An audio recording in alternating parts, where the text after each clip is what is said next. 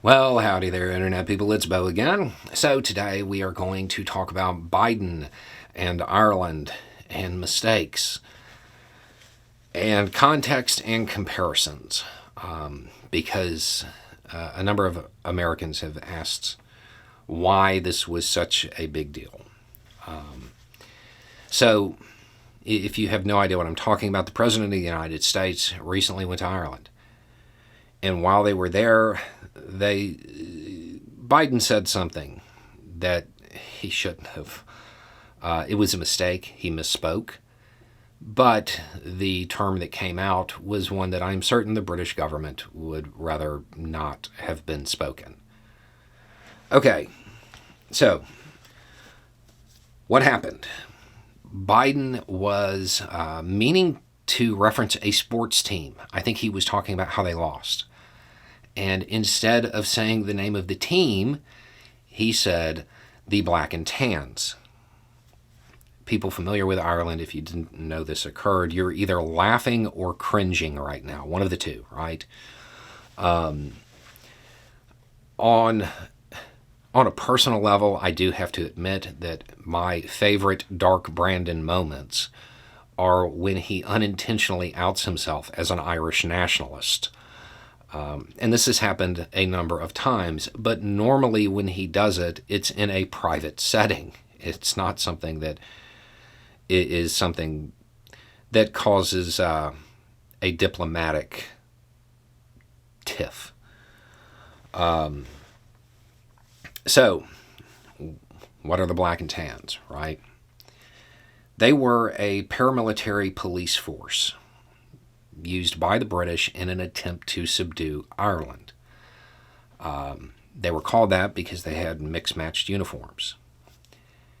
And the media, when they're talking about this, they're throwing out the word brutality a lot.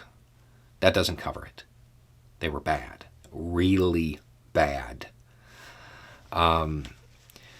So it's obviously something our British allies would prefer not be mentioned, especially to a bunch of Irish people. And even if you were to take the moral aspects of it just out of it and forget about that for a second, the security clampdown that the Black and Tans imposed, it created a dynamic, and it, in many ways, generated a type of fighting that you still see used today. There are many who would draw a straight line from the dynamic that arose in Ireland at the time of the Black and Tans to pretty much every non-state actor today. From organization to structure to tactics, there are a lot of similarities, and there were a lot of downstream effects from the introduction of the Black and Tans there. So, again, not something the British government would want brought up. The other thing to remember is that while the Black and Tans have been gone for a very long time, the trouble in Ireland, it's still kind of fresh. It's not the scars of history. They're still wounds. They're closed wounds, but they're still wounds. And visitors to Ireland should be sensitive to that.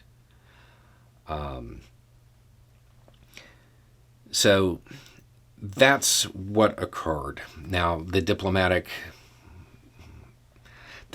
spat that arose from this, is it a big deal? Is it going to, cause major tensions between the U.S. and the United Kingdom? No, it's not.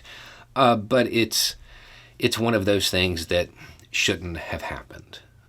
But he misspoke. It did happen.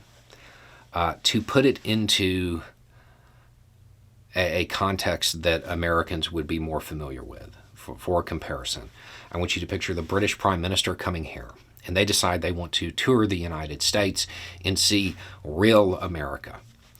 And along the way, they have a speaking engagement at a reservation. And when they're getting off the bus, well, they trip. And as they get on stage, they're just like, man, My wounded knee. Cringing, right? Same thing. Same basic premise. Something that the United States would certainly prefer not be spoken about by a foreign official that's visiting. That's what occurred. And it's kind of on that level of just it being very cringeworthy. So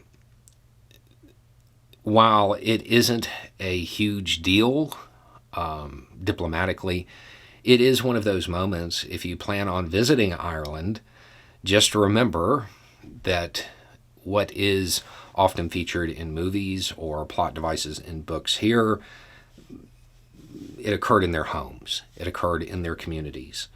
And it's not always well received to reference it.